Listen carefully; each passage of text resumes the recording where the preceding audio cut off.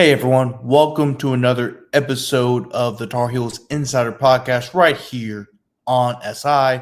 I'm your host, Grant Chachere, the lead beat writer for North Carolina Tar Heels on SI. And I bring you all the latest news in regards to North Carolina sports, from football to baseball, and of course, basketball. We can't leave out basketball. Why would we leave out the University of North Carolina's basketball program? Why would we do that? Who would do that?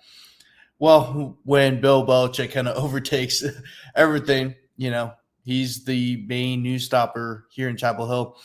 Something that I don't think anybody here in Chapel Hill ever expected. Who would have thought that the football team would be the talk of the town right now? Usually, like, you talk about football a little bit, you talk about the players, and then you're just kind of waiting for basketball. Like, it's the same way that like North Carolina fans treated football, in my opinion, was kind of like how LSU fans treat basketball, really specifically the men's team right now, because they're not very good. They'll show up. No, they'll show up for the women's team because, the women's team has been one of the best in the country the last few years under Kim Mulkey. But men's basketball, they're like, okay, we'll watch it a little bit. Oh, baseball started up? Hell yeah, let's go to that. That's, yeah, so I had to bring up an LSU example. That's to me, that's how UNC viewed football for a little bit. It was kind of a holdover sport. But for the first time,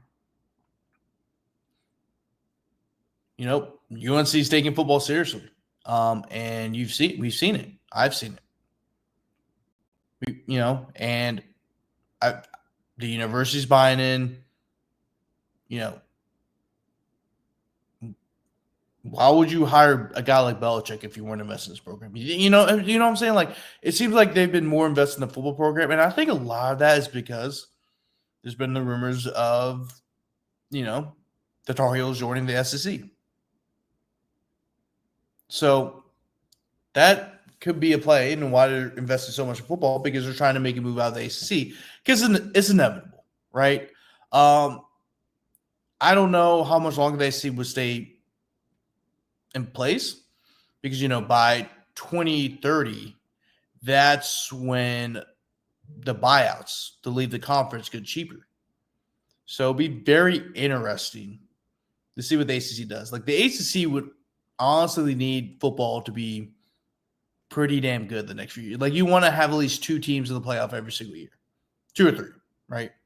3, maybe, like 3 at the most, but 2, you want to definitely have 2. You need to have strong representation in the playoff. And really, next week, this is a very important week for the ACC. You want Clemson to beat LSU. You want North Carolina to beat TCU. You want Virginia Tech to beat South Carolina, right? There's some decent matchups between ACC schools against, other Power 4 schools. So the ACC needs a big weekend for the first weekend, especially in North Carolina. Speaking of North Carolina, kind of going off a bit, I know I'm talking a little bit about caring about football and stuff like that. And the reason why I brought that up, kind of sort of, I don't think it really has anything to do with what we're talking about.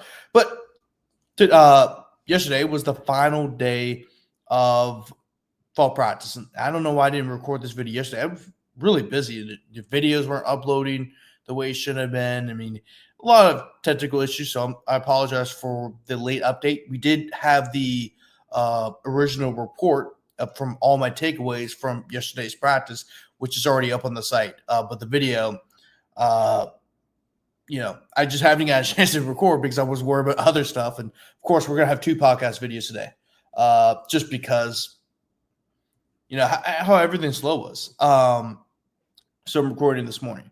But, it was usually it's pretty uneventful, right? They try their hardest. I would say this. North Carolina, like under Bill Belichick, they try their hardest to not show you anything, right? But unfortunately for them, so at the practice facility, right, you have the doors, right? They're dark, but you can still see through the field. And they have their, I won't say their garage doors, but they have those retractable doors that go up. So it was like that. So the retractable doors were up, and you could see what's on the field. And, we're reporters were like looking for stuff to report about. We're like,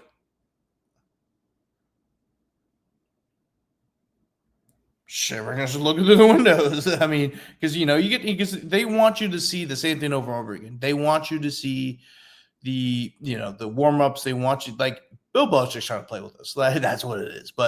And we couldn't really see who the stars were, so we weren't really able to see who the defensive stars were. Although I think that's easier to predict because of the amount of veterans on the defense. Well, there's veterans on the offense too, but there's even more so on the defense.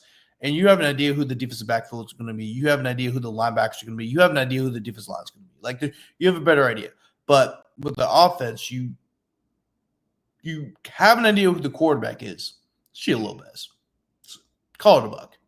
It's Gio Lopez. But the offensive line, you have zero clue what's going on. Right? Especially now that Oscar Blasky's hurt, right? He's going to be out for the first month. We know that. We've talked about on the show. But Crystal Kelly also suffered an injury. He wasn't out there. And, we didn't know at the time. I started asking around. He had a foot injury.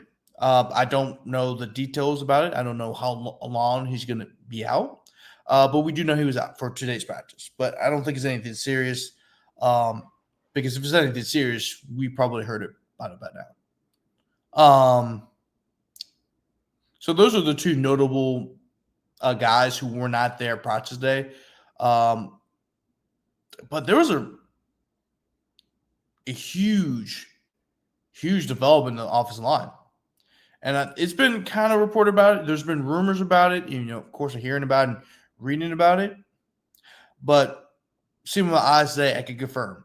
So true freshman, Aiden Buchanan, is the starting left tackle for UNC. He's originally a 3-star prospect from the state of Maryland. He was originally committed to West Virginia, but then he flipped kind of late to UNC. So he didn't come on campus till earlier this summer. But he's a big boy, 6'9", 330. And to me, this is kind of an upset. And the reason why I say it's kind of an upset is because he's a true freshman. I mean, the offensive line itself is a very veteran group. There's a lot of juniors, guys who've played, right? Crystal Kelly is a 6-year senior. Austin Blasky is a 6-year senior. Ja'Kai Moore, who is, by the way, he was the starting right tackle today. I don't know if that's going to remain because how much of that is put in place because of the injuries to Austin Blasky and Crystal Kelly. So, but there's a lot of veterans on this offensive line. So the fact that you have a true freshman, yes, I know he's ginormous, right? But the fact you have a true freshman starting a left tackle, it's a huge development because there's a lot of older guys. But then also you had guys like Willow Steen, who was an all-conference tackle at Jacksonville State twice.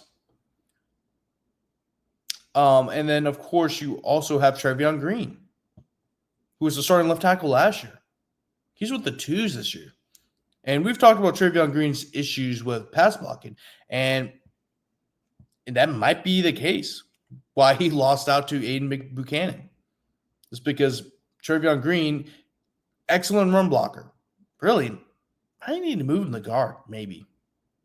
Because he's an excellent run blocker, but he can't move his feet and be an effective pass blocker. And when you're a tackle, you have a lot more room to block. And you have to have athleticism and all that kind of stuff. I don't think he's athletic enough to play tackle. He might be more of a guard where it's more compact. You're in a more compact area than being a tackle. But anyway, rounding out the first team offensive line from today was Daniel Keenan, right guard, Ja'Kai Moore, right tackle, which I just discussed a little earlier, and then Aiden Banfield was at left guard, right? So originally, Crystal Kelly was the center, and Austin Blasky was the guard, and then Daniel King was the starting guard. So a lot of depth on this offensive line. You can go 8, 9, 10 deep. Where you go see this offensive line, so that's pretty good. Will Hardy and Caleb Koss were returning punts. I don't know if they're going to be the returners. It looked like it. Um, that was something that was pretty interesting. Caleb Costa, I don't think he's ever returned anything in his career at UNC. But reading the stat lines, Will Hardy has returned 3 kickoffs before, but again, that's not really a whole lot. What some other ones? Oh yeah, Belichick before practice was hanging out with his grandchildren. He was wrestling them and everything. So that was pretty a unique experience for everybody. You kind of see a different side of Bill. Like we know he's a very chill and laid back guy and everything like that. But it's pretty fun. It's pretty funny to see him hanging out with his grandchildren, playing with them. That was pretty. That was pretty interesting. Um, I mean, like it was pretty much the same, and also like it was the same kind of practice. Really warm ups and doing individual stuff and blah blah blah. But the good thing is we're able to see through the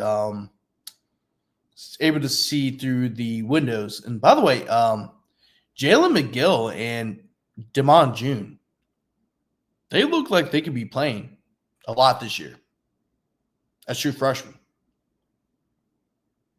So I was watching for that because that was something I noticed too. Like those two were rotating. I'm not sure which one of them will play a lot in the first game, but one of them is going to get a few carries. So that'd be very, very interesting because, like I said, there's really a lack of production at that position. Me and, when Jeremiah has come on the show before, we've talked about the lack of production and the running back room and the receiver room coming back. There's not a whole lot of experience in those two positions. So, you may see a scenario where you have freshmen getting carries a running back. And even a receiver, we have had, 2 redshirt freshmen, Adrian Wilson, and then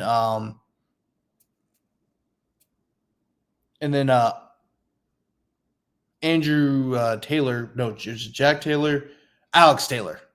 Alex Taylor, spoke at the media day today, and he didn't really play much last year. But whenever a player is speaking at the media days, and this is something, for example, Leroy Jackson, for example, when it's a player somebody you haven't really mentioned before, you can guarantee that player's playing. That's not a game. They're going to play him. But the reason why we don't know who if Alex Taylor is playing or not is simply because we haven't been able to see them practice. Like today was really the first time where you're able to look through the glass. We're like, oh, that's who's starting off the line. That's who's getting carries. Like that was the first time. And I don't blame Belichick for blocking us out, but when you're trying to fish for any information you get and you have access to it, even behind glass, I mean, you gotta take it. So there's that. And then we're not the only ones who reported that stuff too. A lot of people have, but anyway, that's gonna wrap it up for today's show. Make sure to follow us on Twitter, Tar Heels on SI.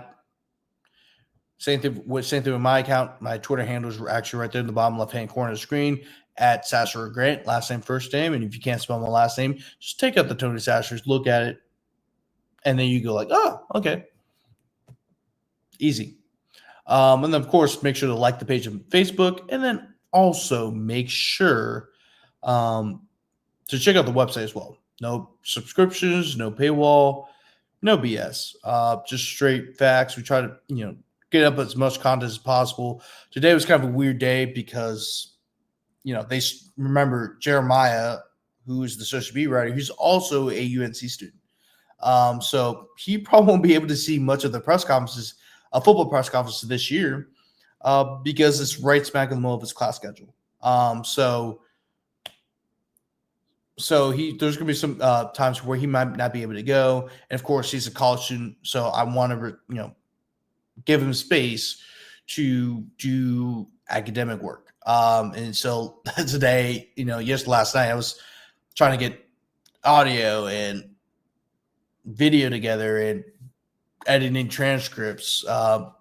So, I mean, there's a lot of stuff I had to do today. So I apologize for the late video release. It's just been a hectic day. And of course, we're going to get some more help as well pretty soon here So, and I'll give more announcements about that once everything is confirmed and everything's good to go. So we probably won't have that issue again, but it's a very unique day, especially since school started. And also, that's also I forgot to mention this too. They're moving to do more afternoon practice. With Mac, from what I've been told, used to do morning practices. Now they're doing more afternoon practices, and that's what. So a lot of so that way, their class schedules, that way they're not tired coming back from football practice, going to class. They can go to class, and then get rock and roll in the afternoon, bang. So that's was also another noticeable change as well, that I found out. So anyway, that's going to wrap it up for today's show. Thank you so much for watching, and I'll see you guys later.